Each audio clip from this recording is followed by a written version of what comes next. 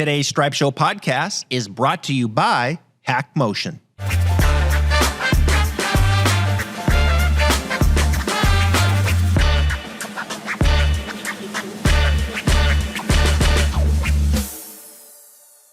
And we're back, Stripe Show podcast, on a Wednesday.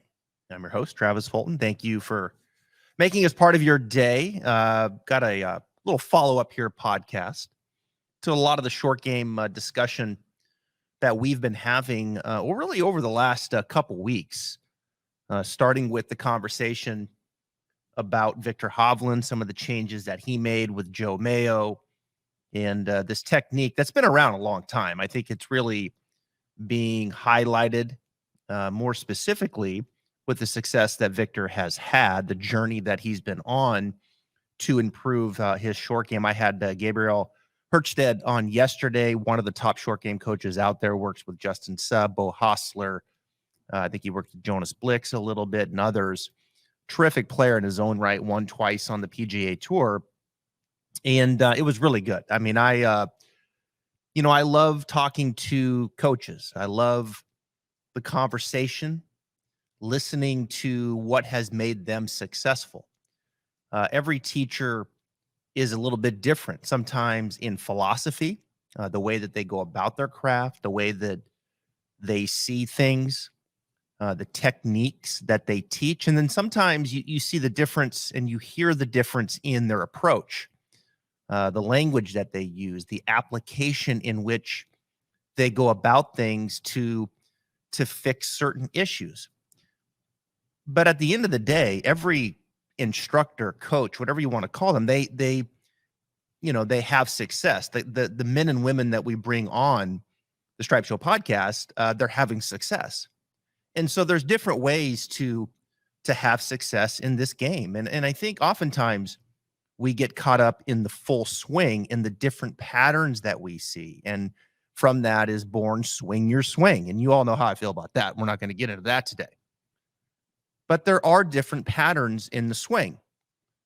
You can take the club a little outside and then around and then back down and hit it. You can take the club a little bit more inside and up and then back on top a little bit.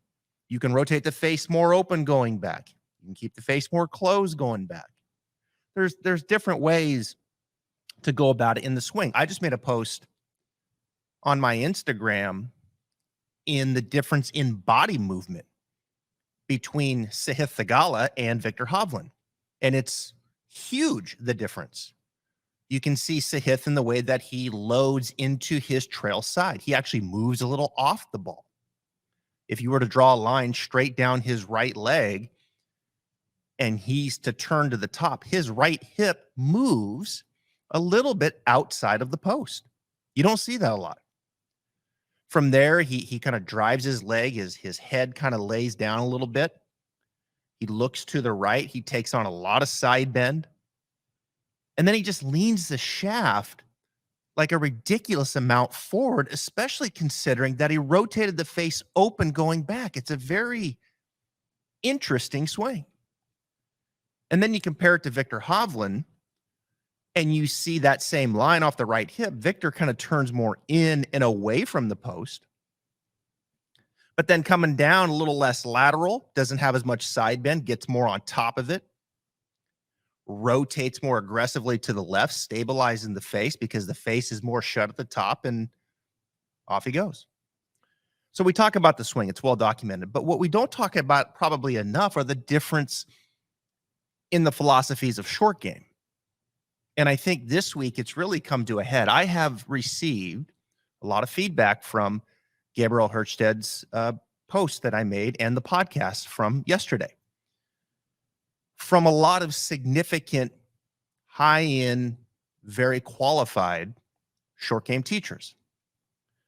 And so it's fun to not only just maybe hear something that maybe you don't agree with and just push back and just say, nope.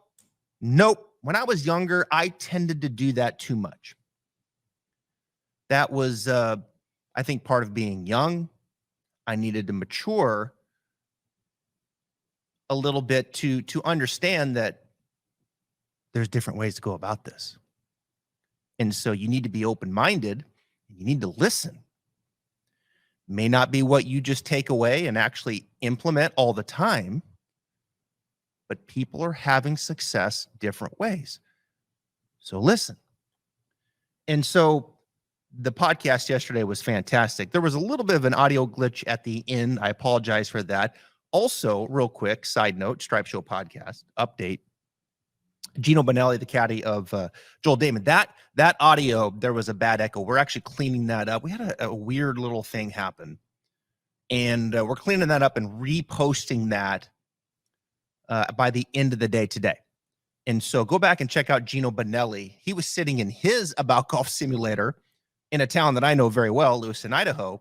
And we had a really fun, lighthearted conversation. And so that'll be cleaned up. I think we've now fixed it. And so everything is all systems goes. Thank you for being here, Stripe Show Podcast. Whether you're listening on audio or video on my YouTube channel, please leave us a comment or rankings. It does go a long ways. So much good stuff coming up. Really feel like we're catching our stride. Tomorrow, I've got Lanto Griffin, PGA Tour player, right here in the studio. Gonna have a good conversation with Lanto as he continues to put the pieces back together in his game, hoping for a big season next year. We're going to be playing Marco Simone, the Ryder Cup course. We're going to be playing the first 5 holes tomorrow. I actually played 4 holes yesterday, 4 of my favorite holes.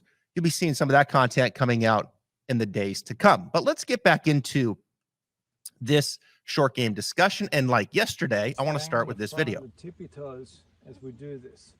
So this is a good exercise, again, if you don't want to use. So this is Gabriel here using the shadow. You can see the ball right in the center of his head, the shadow. And then when he takes it back, watch which way his head goes. All right, another great way to practice this, moving forward or letting your eyes go in front of the golf ball, is to use the sun and your shadow here. So when I start my backswing, I'm moving forwards. Okay? So his head goes forward towards the target as the club goes back. Now, this is something that Joe Mayo, who is a wonderful coach. I love Joe. We text a lot. I wear him out with questions. Just a brilliant mind. I love listening to his videos. And this is a pattern that he believes in wholeheartedly. This is a pattern that Gabriel has been teaching for the better part of 15 years. Attention golfers, if you're looking to upgrade your game with a set of high-quality clubs that are blazing fast, beyond forgiving, and beautifully made, check out the all-new PXG Gen 6 golf clubs. Not only are they easy to hit, they deliver outstanding distance and incredible accuracy, lowering your scores and bringing you more fun on the golf course. What more could you want? Schedule your Gen 6 fitting today at pxg.com or by calling 844-PLAY-PXG. And you look at one of his students, this is Justin Suh, and you watch this. He takes it back, his head goes forward. So his head goes forward, his body goes forward. And then from there, that club's just going to fall. That handle's going to get a little bit more out in front, and he's going to turn through. I think what's interesting here, when I look at Justin Suh, this is kind of a low shot, and you can see the handle lean there, right? There's a fair amount of lean in the handle. That club head is going to be moving down. And I think when you take on this technique, it's important that you start to work the body back up. And we talked about that yesterday a little bit. I think that's one of the key things here if you go and you start applying this technique, is you've got to get that club head back up out of the ground some way. And you look at good short game pictures of the ball, you see the spine extend a little bit, and you see this kind of elongation and this movement back up as the club head is traveling down. That's very important. You don't stay down, okay? You've got to start working back up, especially, I think, with this technique. So again, you can see head goes forward, weight's forward, body's forward. Now we stay forward, and we turn and work back up. And you can see his arm's got some structure to it. It's kind of a little bit of a long arm finish, which is going to help kind of drive it down. But this technique, what's going to happen here is you can launch it a little bit easier under that 30-degree window, which is kind of that optimum that you see with these players, these 20-yard shots. And then you can get mega spin. Friction is there, and you can get mega spin. So that kind of long arm approach, that's going to kind of, maybe drive it down just a little bit more. So that's a technique. I think one of the real staples to this technique is this man, Jordan Spieth. And this is a great video from Sacred Links, who's just got so much good stuff. This, to me, is the staple. This is the poster of this technique. Look at this. Look at the head. It's like framed in with that gate perfectly behind, or that fence, I should say. So look at the head right in the center of that gate. And now watch his head as he goes back. Whoops. Hold on. Where'd you go? There he is. Let's let this play through. Sometimes things just do this stuff. I don't understand. Anyway, here we go. Watch his head. Club's going back. Head. That's such a great look right there. Such a great look. The head going towards the target. Now he's going to stay there. He's going to stay there, and then he's going to turn through. Okay, so here we go. Head goes towards the target as the club goes back. He's going to stay there, and then he's going to turn through. But which way is his head moving as he swings through? It's moving back up. See that? So there's this little upward movement as he's turning through. Now, he's not standing up his legs, but he's turning, taking on a little bit of extension. He's letting his head swivel through. He's letting his head rotate through. And this is a key move that's going to help get this club head now back up out of the ground. And again, look at his arms, kind of this little bit of a long arm finish. The elbow does soften a little bit, and you'll see different types of finishes, and you can play around with this a little bit, but you'll see different types of finishes where maybe the left wrist takes on a little more extension through the strike, or quicker into post impact. The left elbow might fold a little bit quicker. But the idea is he's turning his chest, the head is swiveling, and he's working back up. Very similar technique to Justin Suh. I do think what Jordan is more aggressive with is the shaft lean. You can see the shaft with Jordan, Scotty Scheffler. Some of these guys from Texas have played on hard pan. They'll lean that shaft more forward. Now, I'll tell you this. If you're going to lean the shaft more forward and you're going to take on this technique, A, you better practice it if you're a mid to high handicap. And B, you better turn and you better start working back up out of and creating some room coming through. You better not stay down. You better start working back up. I would encourage you to maybe soften the left elbow, even the left wrist a little bit, to create a little bit of relief at the bottom. Okay, now you can get bounce different ways. I think the way that's been taught, really, I think a lot over the last 5 years has been to be more conservative with the shaft lean. And here's a good example of that. This is Luke Donald, okay? A little bit different approach. Luke Donald's a wonderful short game player, and I think fitting as the captain of the European Tour coach. This is video that Luke sent me when he was on the podcast last year. And I did a little sequence here, and you can see how to dress the shaft not as far forward. A little bit. Okay, a little bit. Now, keep in mind also when in my instruction and some other teachers, when they say kind of a more neutral shaft, that doesn't really necessarily mean 90 degrees. There's still a little shaft lean built in. Okay, so you can see there's a little shaft lean there with Luke. Takes it back. His head neutral. I mean, it maybe went a shade forward, I guess. I've watched this video a million times, but his head's neutral. Comes down, you can see not as much shaft lean, left wrist starting to fold a little sooner. Left elbow definitely folds a little bit into this little post-impact finish. I mean, he's a really wonderful chipper and pitcher of the ball.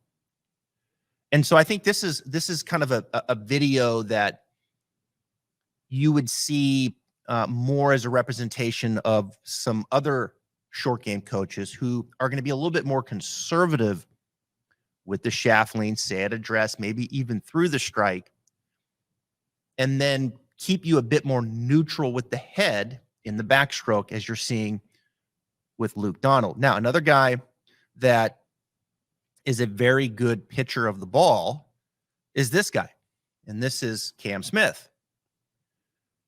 And now we're going to go to a little bit of the other side of the extreme. I mean, check this out. Conservative shaft lean at address, sternum a little bit over it. Look at his head, neutral. You know, he just kind of swung his arms back, a little turn, but his head pretty neutral. And then as he swings through, watch this as we swing it through. Okay, so watch his head. Back up, it actually works, you know, or a little bit of this upward movement with the spine. And Cam's actually someone, the head actually kind of drifts just a little bit back away from the target. Now, that is dangerous. Be careful with that. You better be super, super educated with the hands and high skilled if you're going to start letting your head back up to the right. Now, it's a little bit after the fact through impact, but nonetheless, be careful with that. So Cam Smith is a guy that I just love watching around the green. So good. You can look at the head. You can see the upward as he turns through. That's something you see, I think, with good pitchers of the ball. And so, again, as I go through this, you can see different characteristics. So I want to finish with this. And I think that the point of today's podcast, just kind of bringing things a little bit more full circle. And you go back to Jordan Spieth, kind of the technique that we've been talking more about the last really couple weeks. Victor Hovland looks very similar to this now. Joe Mayo talking about this technique a lot. Gabriel Hjertstedt, really good yesterday on the podcast, talking about this technique a lot. It is a technique that is really predicated on launching that ball under 30 degrees, getting the appropriate spin to get that lower trajectory and control of the ball that these guys so desperately need. And that's what you watch with 99% of them. So I do think this is a high-skilled technique. I do think this technique, if you go down this path, you can get the bigger miss because the leading edge is going to get on the ground more. And so I do think it requires more practice. Is it doable? Can it help some? Absolutely. Is it a technique that I will go with from time to time with certain players and show them when it's appropriate? Absolutely. But the leading edge is on the ground. You can see more aggressive, usually with the shaft lean at address, although it doesn't have to be. You go to Justin Suh. You can see, again, low shot, but at address. You know, look, conservative shaft lean. Now, he's going to have more at impact, and a lot of that is built in by steepening that attack angle there, by getting the head more forward. That's going to encourage the hands to get more out in front. And if you go down this path, the leading edge is going to get on the ground. I would encourage you to get a little relief by opening the face slightly. Okay, you're going to probably need to go to a 60 degree, 58, maybe 56. You got to get some loft. This is not a shot that you're going to be hitting with the pitching wedge. Okay, that shaft is going to be leaning forward. We've got to get that trajectory down, so we need some shaft lean. That attack angle gets steeper. And if you're going to do this, then you better practice getting back up out of the way and getting some relief at the bottom. You can't stay down. You've got to turn. You got to get a little extension. Might play around with a couple different release patterns where, you know, like these guys here, the arms are a little bit longer as they're turning through. But maybe start softening the elbow a bit, the wrist a bit as you're turning through. So just keep in mind that those are some of the things that come into play when you go down this path. Now, if you go to more of a pattern like a Luke Donald or maybe even a Cam Smith, then again, I think when you say this neutral shaft and be conservative with shaft length, which I do at times, understanding that a lot of amateurs are going to err with too much shaft lean at address. They get that leading edge excessively on the ground. But you still need some, and that club's got some shaft lean built into it. You've got to have some. And you look at Luke, a bit more neutral. And then from there, he takes it back, head, not going for it. Pretty much staying right there. Club comes down. You can see that club head's going to want to, is wanting to pass the left wrist a bit sooner into the finish. You go to Cam. Wonderful pitcher of the ball. And you're almost kind of seeing a bit the other way. But with Cam, you're definitely seeing the head kind of staying right there.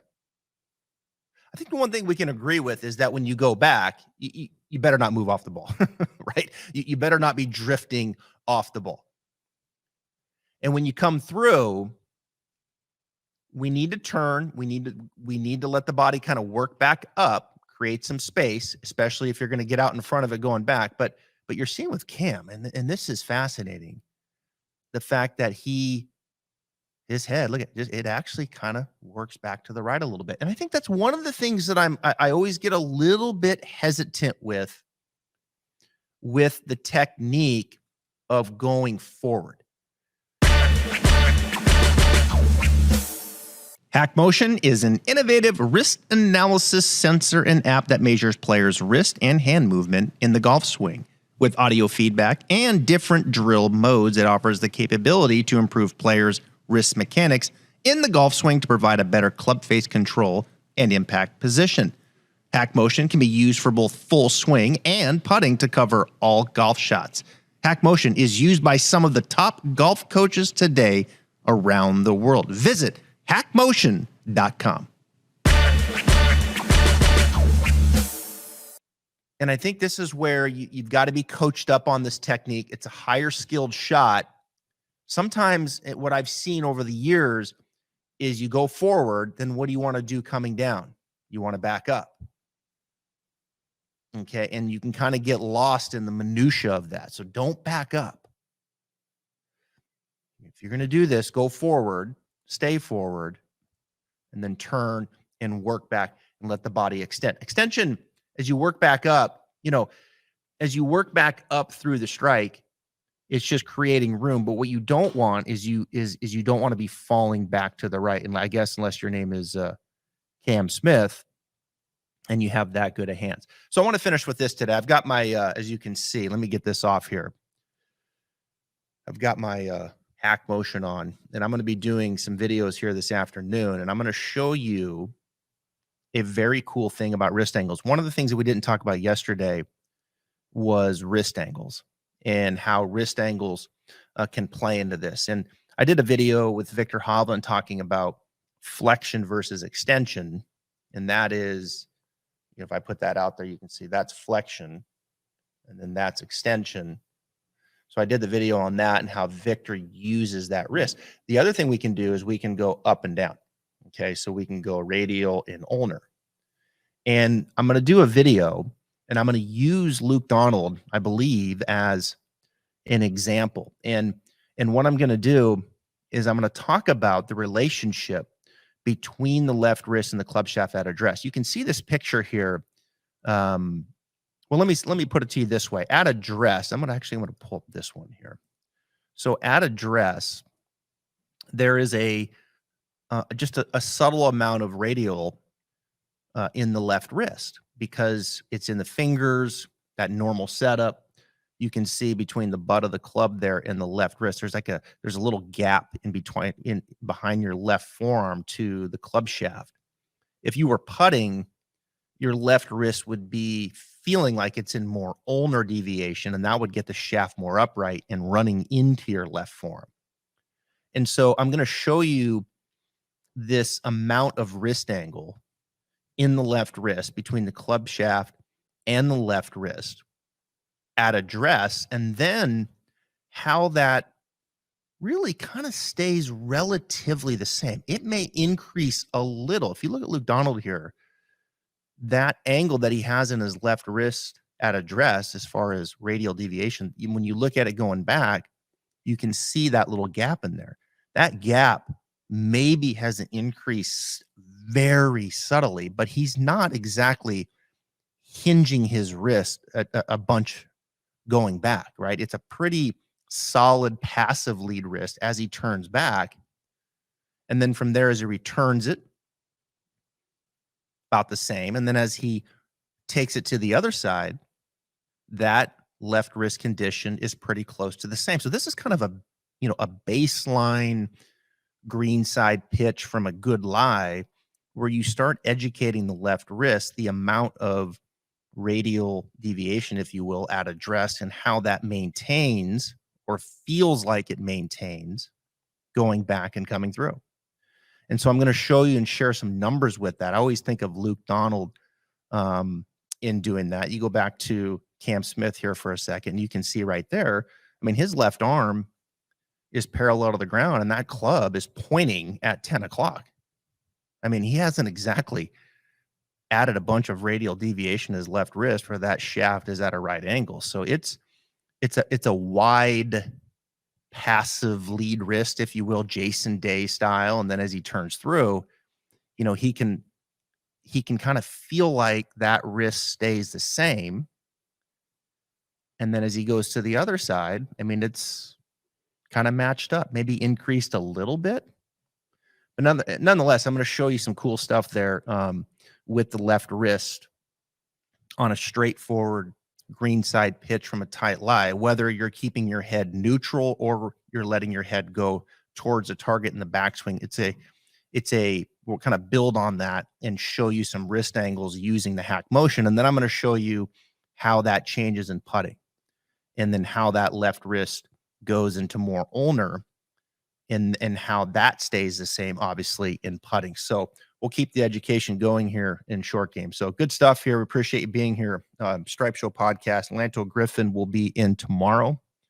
Got some questions for him. I want to see how he hits these green side pitches. But just wanted to, kind of keep the discussion going, give you some further thoughts on one way or the other and kind of where these shots fit. But nonetheless, as I said at the beginning of the podcast, there's different ways to do things, and guys are having success doing it all different ways. All right, that's enough. I got to go do some teaching here. I will be back tomorrow with Lanto on the podcast.